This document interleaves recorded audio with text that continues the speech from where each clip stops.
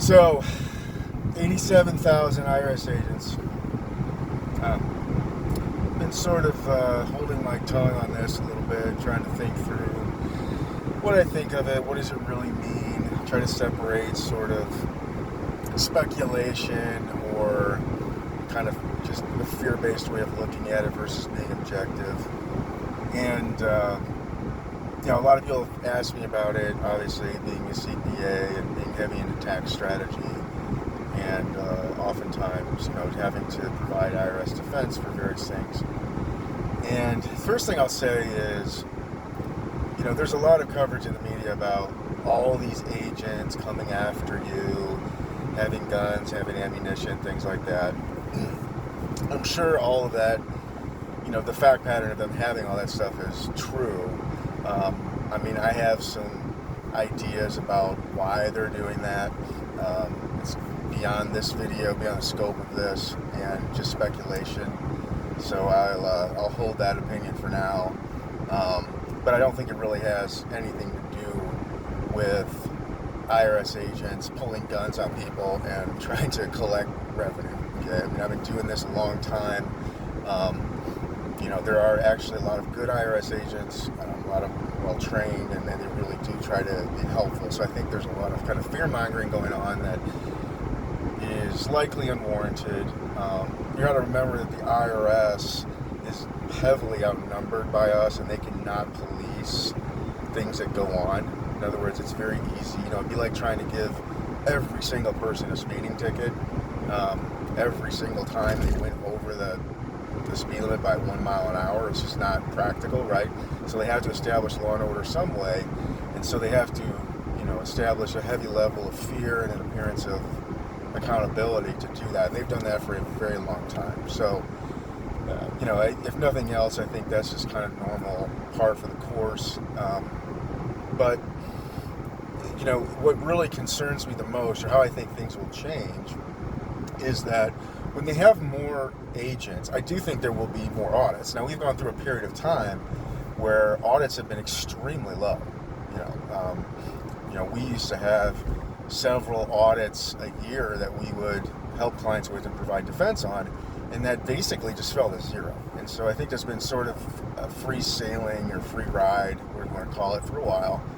And, I think it's caused some complacency, really just not as far as people committing tax evasion or tax fraud, but more in the area of just good record keeping and things like that. So I do think there's going to be more audits. I do think they're going to select a lot of small businesses. I don't, you can speculate and say that that's because they're targeting small businesses.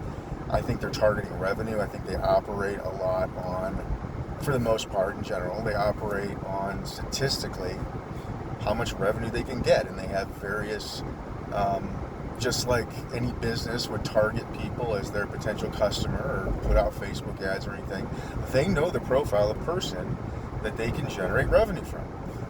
And that can be done perfectly above board. Go in and look at, but find that you owe $4,000, $5,000, $6,000 in taxes because there's something in the accounting it's not quite jiving with the Internal Revenue Service, and they ding you for it. That used to happen all the time, and it was pretty commonplace and really not very threatening.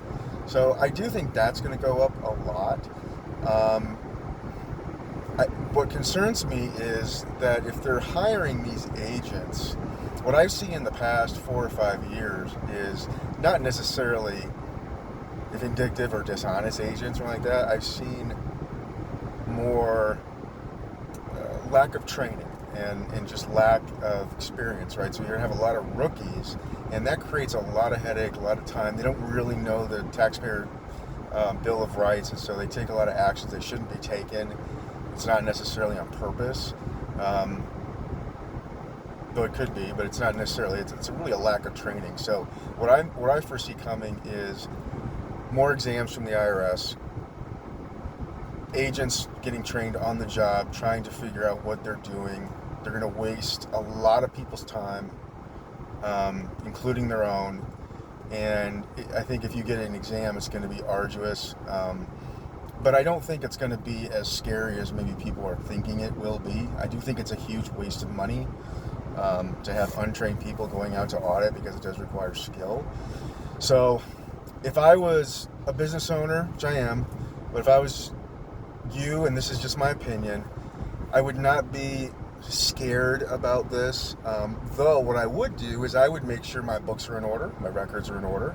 I would make sure that I'm expecting an exam, but not scared of an exam. Make sure that you've got a good bookkeeper. Make sure that you have a good, solid tax preparer. And make sure that your books and records are just in really good order. I think we've been able to get away with not having that, maybe so detailed for a while, but times have changed and we need to be in line with that. We need to be doing tax strategies that we can really back up and we keep proper backup. But my advice would be is don't panic. I wouldn't worry about it that much, at least not to this extent. Don't speculate on what's going on as far as something vindictive or nefarious. But say, hey, look, I'm going to assume I'm going to get audited. I'm going to get my books and records in line. I'm going to have a good IRS defense file ready. And yeah, I'm ready to pay the fair tax no matter what happens. And just be ready to dig in and be ready for it to be time consuming.